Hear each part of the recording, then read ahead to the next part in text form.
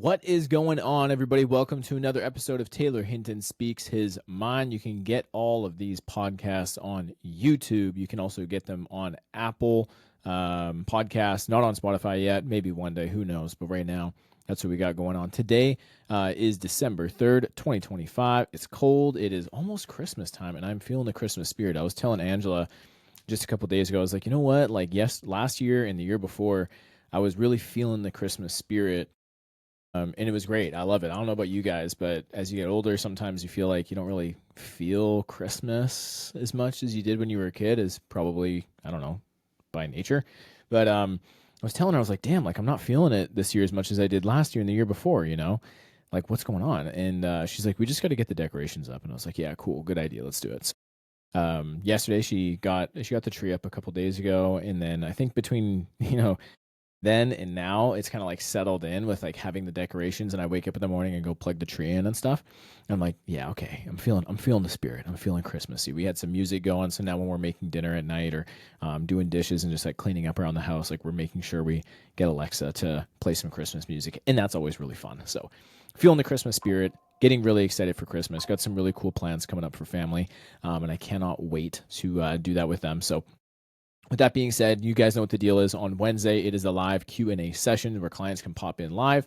I'm going through some of the questions that they have inside of their forms and anything that they comment on in the community pages. So with that being said, we are going to get right to it. I've got a couple here right away. Let me see which one we're going to go with first. So when do we start focusing more on toning / building muscle? This is going to be so different for different people. And I'm going to try to break it down as best I can with two different large groups of individuals that I work with. There's some people who come in and they are technically like very overweight or clinically obese. And for those individuals, the quote unquote toning phase is not going to take place for quite a while because we need to get the body fat down to a reasonable number. For other people who are starting off, like Shay, for example, she came into the program pretty ripped up. Like she's doing her back poses with her, flex every single week.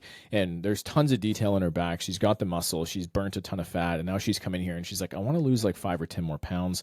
And I'm feeling kind of stuck. I feel like I've plateaued. She's already at a calorie deficit and she feels like going any lower because she was at 1,400 calories. She feels like going any lower, she would get to a place where she's like starving herself, getting really weak, and she was getting kind of frustrated and not too sure where to go. So let's start off with the person who's like obese, or if you're overweight, let's say you don't have to necessarily be obese, but let's say you're like 20 at minimum plus pounds that you need to lose. Like for sure, there's at least 20 pounds of body fat.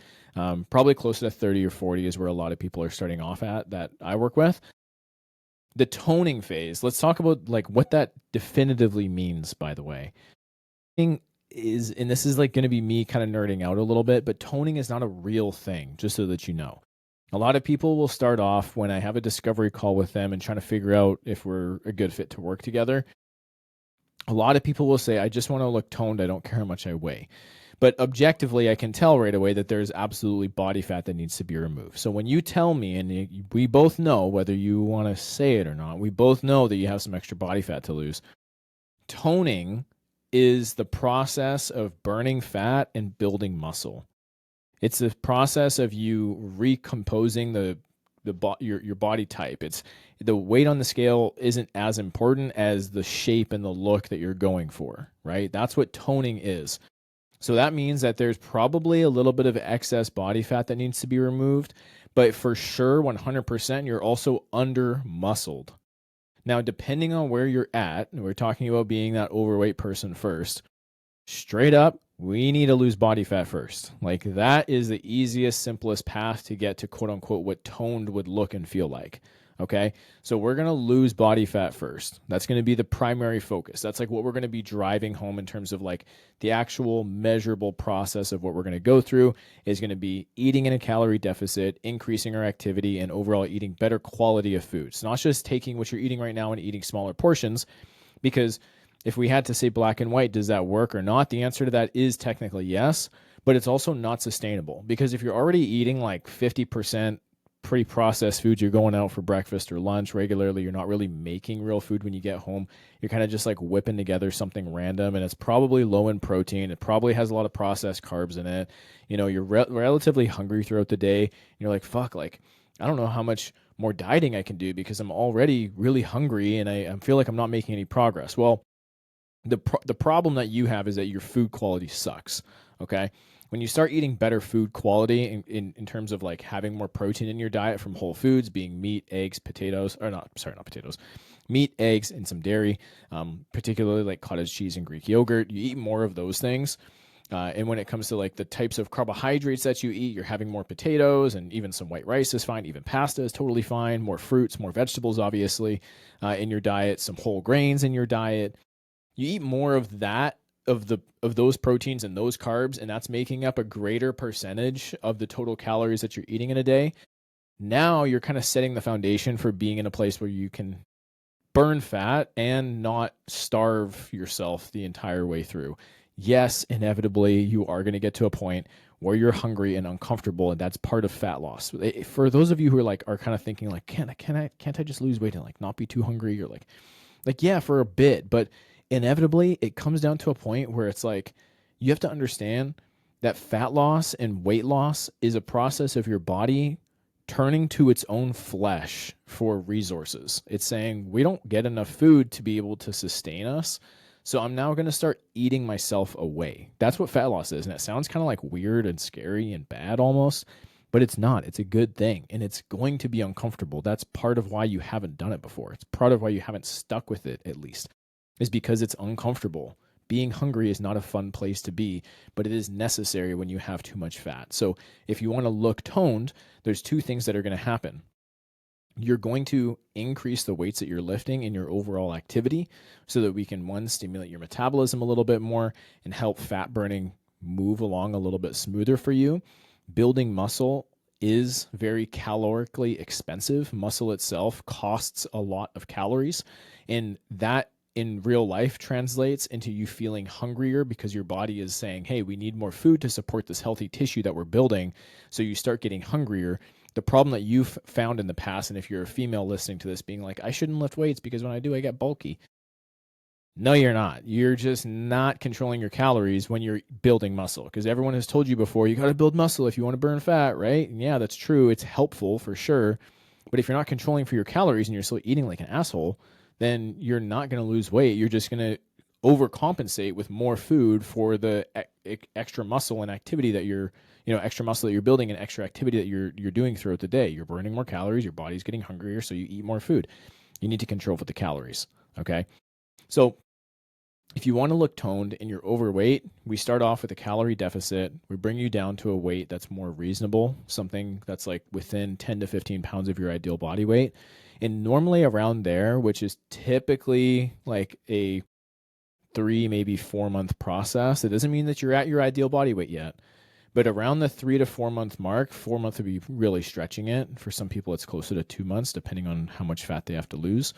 If they have less fat to lose, then it's going to be closer to 2 months. If they have more fat to lose, it's going to be closer to 4 months, because your body is able to continue staying in a calorie deficit for a longer period of time when you have more body fat, because there's more flesh for your body to consume, right? Makes sense? So let's say 3 months, let's say it's that 12-week-ish mark. That's where we need to take a bit of a diet break. That's where we're going to slowly but reliably increase your calories, fueling you up a little bit more. And I don't want to say resetting your metabolism, because it's kind of like a trigger word for bullshit, but what's happening is we need to, at some point, give your body a little bit more fuel so that you can get back into the deficit and actually stick with it. Because if we just keep dieting and dieting and dieting and dieting, increasing activity and reducing calories over time, your body, one, starts to resist that process a little bit, because as you keep losing weight, like let's say every 10 to 15 to 20 pounds that you lose, you have a new baseline for what you need to consume to maintain body weight. What I mean is, if you are 250 pounds and a 2,000 calorie diet is really effective for burning fat for you initially, now you're getting those results and you are burning that fat like I just mentioned. And now let's say you're at 220 pounds. So you've lost 30 pounds of body fat. Well, it's expected that you're going to stop losing body fat at some point, right? You're going to stop seeing results if you continue with the same 2,000 calories as your body has lowered its body weight. So at some point, you need to do one of two things. You need to either adjust your calories from 2,000 as the deficit down to like, say, 1,700 calories so you can keep losing weight. Or if you're starving, you're really hungry, you're irritable, you're getting brain fog, you're getting really weak, you're not moving as much, like naturally you start to slow down a little bit. You find yourself sitting down a lot more, and you're recognizing, because you're tracking these things, that your steps are going down over time. You might need a 1 to 2 month diet break where you increase your calories again, focus less on fat loss, focus more on performance in the gym and getting stronger, and then get your calories back down again. So maybe it's like 2,000 calories works.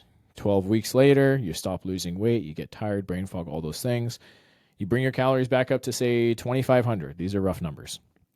Up to 2,500. Fat loss kind of slows, but that's okay because we expect it and we walk through that together. And for 2 months, you just focus on getting strong. And then after two months and your weight has kind of climbed up a little bit, now we say, okay, your body's ready for a calorie deficit again. Let's go down to 2,000 or 1,800 or 1,700. And we do that for another 12 weeks. Boom, boom, boom. We're down to like 190 pounds, 200 pounds. And now you've lost like 50, 60 pounds in a matter of 6 months. That's pretty cool. There's this balancing act of us slowly getting those calories down. Now, once you're down to that weight, that's like, okay, I'm really close to my body weight, to like my ideal body weight now. I want to start to really see the muscles popping through. Cool. Now, this is where the performance, the strength building, the muscle building, that becomes that much more important, because now we're, instead of just reducing body fat, we're trying to really prioritize pushing those calories that you are consuming into the muscle tissue. Because when you're in a calorie deficit, what happens is your body first is going to burn through the glycogen in your muscles. And all that is like energy stored. Okay. Your body is going to start off by burning energy stored in muscle because it's more readily available. Once energy stored in muscle has been depleted, then it turns to fat. So when you start your diet and in your first week you lose like 10 pounds, you're like, oh my God, amazing. You probably didn't lose much fat. You probably just drained the glycogen stores, which carries weight itself. And that just simply is sugar and some water, right? Some salt. That has been drained out of the muscle. You lose that in week 1. And then the fat loss starts to happen after. So we're losing weight. You're after the first week, you keep losing weight. Now you know you're losing body fat. Your body's chewing that up. Eventually your body's like, fuck this. Like, can we get some glycogen again? You get those carbs back up. Your muscles start to soak up all of the sugars, all of the carbs, all of the water, because of a couple things. One, you're using those muscles more. So now your muscles are kind of like primed and ready to soak up more of those carbs and sugars and salt and water and stuff. So when you start gaining more weight again, you're gaining weight, but it's primarily water and sugar stored back in the muscle. As you continue this process and as your body fat overall decreases over time, you're going to notice that your muscles are going to look a lot more toned, because now there's less body fat covering up the muscle. And when you do that reverse diet or that diet break and the muscle is soaking up the food, like I was saying, now that muscle is pressing up against the skin that has less body fat on it. And that's going to give you those round, defined muscles that you're going for. To get a toned look, you first have to be close to your body weight, if not already at your ideal body weight. And then from there, when you increase your food and you continue lifting heavy, challenging and demanding your muscles to soak up more of the carbs and sugars and fat, or not fast, the carbs, the salt, the water, that's when you get that like toned lean look. And for those of you who are already kind of lean, you'll know what this is when I tell you it's just a pump, right? You go into the gym after you have some food from, big pasta dinner the night before, and you go start your workout, and all of a sudden, like, your skin's feeling super tight, the muscles feel bulged out. You look in the mirror, you're like, damn, I wish I looked like this all the time. That's your pump. And for those people, like, that's what a pump is. That's what that skin tight feeling is.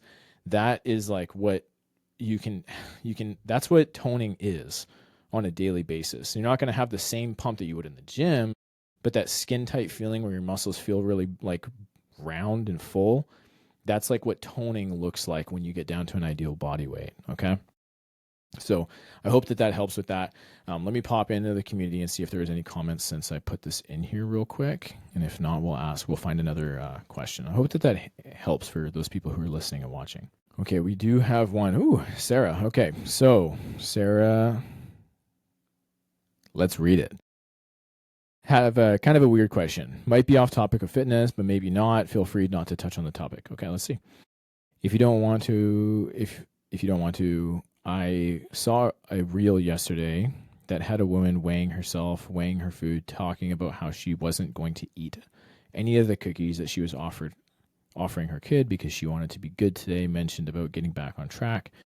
And that post is basically implying that it's unhealthy for you to have that type of relationship with your weight loss journey, with your food around your kids, and that's what's creating issues with them, with food when they get older, etc. Obviously, I weigh my food, I weigh myself. I talk about getting stronger and healthier and losing weight.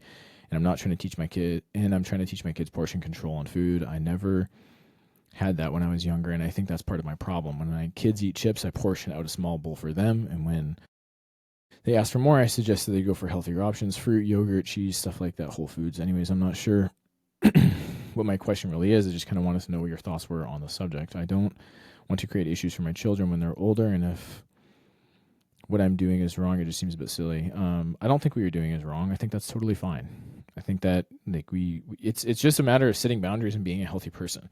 Like in your part of your process with that as an adult is that you're going to weigh your foods out so that you can reliably know how much you're eating. Your kids don't need to weigh their foods out right now. They won't need to weigh their foods out if you instill those healthy habits with them right now, like you're talking about. They get some chips. Cool. Awesome. You gave them a little bowl of chips. They want some more chips. Sorry, too bad, kiddo. You got the sweet treat that you wanted to have, or that little, they got to scratch that itch of having something kind of junky. Cool. Awesome. Great. You want some more food? Switch to an apple. That's what a healthy person is. You're setting that example for them right then and there. They don't need to worry about the food scale. If they were to ever ask about it, you can just tell them that this is your process because, and you can be honest with them too. I don't know exactly what the relationship is for you and your kids, but like, and I don't have kids too, by the way. Like I know you know this, Sarah, but like this is coming from a place of somebody who works with a lot of parents who are on a fitness journey, but not being a parent on a fitness journey myself. So take this with a grain of salt, but at the same time, I mean, like it sounds like you're doing the right thing. You're giving them that bowl of chips. They want to have some more. They don't need any more. You let them know that, and you let them know that switching to a healthy option is a better alternative if they're still hungry. And if they're like, I don't really want that, well, then they're not hungry. They just wanted to have more chips, right? And that's cool because you're right there, right then and there. That moment is like your teaching moment for your kid to help them along with their health and fitness as they are improving their health if they need to, or maintaining good health and having a good relationship with food. Have the snack. Awesome. Check that box. You want more, you don't need more, you can go to a healthy option. And that's what mom's doing too. So they're following your lead. They're listening to what you're saying to them too. And I don't think there's any issue with that at all. Right. So yeah, you can have chips. They can have chips. They want more. You want more too. Guess what? You don't need it. You can just switch over to something better quality. And I'm glad you asked that question because I think a lot of parents are probably worried about what their weighing their food looks like and how their kids are going to perceive that and feeling like it's absolutely necessary for them. And if that were to ever come up, you could just simply tell them like, you don't need to, you're perfectly healthy. You're fine. There's no, no issues. You don't need to weigh your food out. You just need to make healthy, smart decisions. And boom, there they go. They can take that as a learned lesson for the rest of their life too. Does that help, Sarah? You're very welcome. She said, awesome. Thanks, man, on Instagram. So I'm seeing that right now too. Let's see what else we got here. I'm gonna try to answer one more for you guys. So let me address this one here because this reminds me of another conversation with a client that I'm having right now. Very similar. This one is what should I do when motivation drops? There's so many thoughts that go through my head. My like instinctive response, being who I am, is if I'm going to be super transparent, I would just say shut up. Like, I would never say that to my client, but I'll say that here on an open forum. Who cares if you're motivated or not? Like, okay, now I would ask you this, like, now what? Okay, cool. Now what?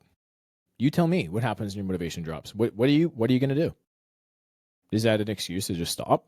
Like, do you expect and think, maybe there's an education component to this. Like, do you believe that everybody who's fit and healthy is constantly always motivated all the time? Or is it possible that there are people, if not everybody, actually, yes, guaranteed 100% everybody, who are unmotivated, but they do it anyway because it's important? Like, are you motivated to go to work all the time? And when you're not motivated to go to work, do you not show up? Like, yeah, I feel like these are really simple solutions, right? If we just remove the emotion out of it for a second, stop thinking so much about whether or not you're motivated to do something. Are you motivated to take your kid to school? Are you motivated to go to work?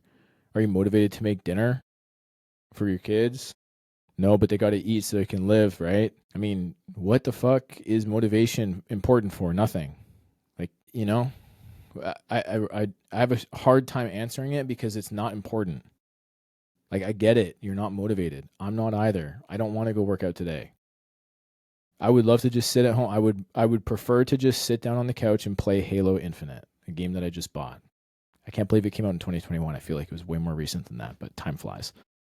I'd love to just sit down and play video games. That sounds a lot more fun. There's less resistance to that, to getting to a place where I can like trigger, some type of positive serotonin in my brain. Makes me go, yeah, nice. A feel good emotion. It's a lot easier to get a feel good emotion from eating shit food and sitting on the couch and playing video games or watching your favorite show than it is to go out in the cold and with wet and rain and put your jacket on and go for a walk and exert yourself. Duh, I get it. But which one leads you to being successful and happy long term? Which one leads you to being a person who has discipline, who can actually like do the things you set out in your life that you want to do? Which one of those individuals, the person who sits down and eats junk food all day and plays video games, or the person who gets up and does hard things when they don't want to do, which one of those people is going to live longer and live happier and be more capable, be more available to their family, make more money, all those things? The person who does hard things. So like which life do you want to have? Why then if you want to have the other life, the life that leads you to being happier long term and being more successful and being more attractive to other people and having more confidence, wearing the clothes you want to, not being embarrassed of yourself every time that you walk past somebody or in the mirror, like nobody's going to be like, I think that that's a better life. Okay, well then do hard things. Like you don't have to be perfect. You don't have to do it with 110% intensity every single day. I know that that's not reasonable. So like if there's like what is the question isn't like what to do when I'm not motivated. The question is like what is required of me to get the result. The prerequisite is effort and consistency. The effort, there's a variable there. Sometimes the effort is really, really high and sometimes it's lower. But it's consistent. You're doing it every day. And not one person that I'm working with has to work out 7 days a week or 6 days or 5 days. Most people, like 90% of you, are working out 3 to 4 days a week. There's a handful of people who are working out 2 days a week and 5 days a week combined. A handful. There's maybe 5 people on a roster of 60. 5 people who are working out only 2 days or up to 5 days. There's no one working out 6 days a week. I am not working out 6 days a week. I'm active 7 days a week. I'm always moving my body, whether I want to or not. On non-workout days, I'm still moving. I'm still going out there and getting things done. And that, what it includes, what's included in that? Going for a walk. Going for a 30-minute walk is included on like an active rest day. So you can check the box of like doing the thing that you need to do when you don't want to by doing a 30-minute walk. And you're physically capable of doing that, so go do it. Like what are we struggling with here? Being motivated? That's not a problem. It's not a real problem. What's up, Aubrey? If you got a question, definitely unmute and ask right now because we're going to end this pretty quickly here if you don't have one. In fact, go ahead and unmute anyways and just share a win. Share a win. I've been getting within like 200 steps, like 200 of my step goal each day. Nice. That's awesome. And you have like 12,000 steps as a target, right? Damn, that's really good. Nice. What kind of questions do you have for today for the Q&A? I don't know if I have any right now. Okay, fair enough. Yeah, sorry. I was just jumping in. That's okay. Look, can I ask you a question? Yeah. What do you do when you're not motivated? Just do it. Yeah, I think the pounding of the non-negotiable thing, like I go to work no matter what. I don't even take sick days unless I'm throwing up, but I'll come in with a fever, like any of it. I'm a nanny, so we all get sick at the same time.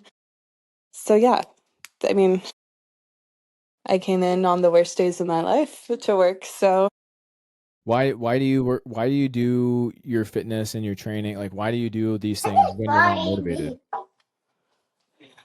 It's just a part of the day. It makes you feel better. It's going to make you feel worse at the end of it if you don't do it. So it's delayed gratification essentially, because the immediate gratification would be to just not do it because you're not motivated and you feel right now in the moment satisfied because you didn't do the thing. Right. But by the end of the day, when you put your head to rest and you go, was I productive today? Did I do things to better myself, become a fitter, healthier individual, and set myself up for a good life? You can't say yes to that by not doing it because you're not motivated, right? Yeah, and I think the more that you do it, the more consistent, because it's taken me a while to be consistent. Mm. But the more you do it, the easier it is because you know that gratification is coming. Whereas if right when you start, you don't know for certain that that gratification will be there. You haven't felt it, I guess. That's what I'm talking about. Just shut up and do the work. I'm not motivated all the time. I'm a fitness coach. I make money exercising, essentially, and I'm doing it anyways. Like it's part of my job, so you got to do it anyway, no matter what. And if you Hmm. just make fitness non-negotiable, just treat it like work, treat it like getting to work on time, or treat it like you have to wash your dishes, you have to make food, you have to, attend to whatever things you've committed yourself to, then motivation doesn't matter. Yeah, agreed. Thank you for helping me close that door nicely on the question of how do I stay motivated or what should I do when motivation drops. I appreciate you. I believe I'm going to go ahead and check to see if there's any other questions in here. But I think that might be it. And that means that this call will be over. And that is true. So that is all for our live Q&A call for today. I hope that you all get a ton of value out of this. If you are a client, post inside the community after listening to this what your biggest takeaway was. If you are listening to this live on Facebook or Instagram, or maybe you're listening to this on Apple Podcast, Taylor Hinton Speaks His Mind, and you're curious about what it takes to get from where you're at now to where you want to go, just shoot me a message and I'll see if I can help you out. Have an amazing day. Take care.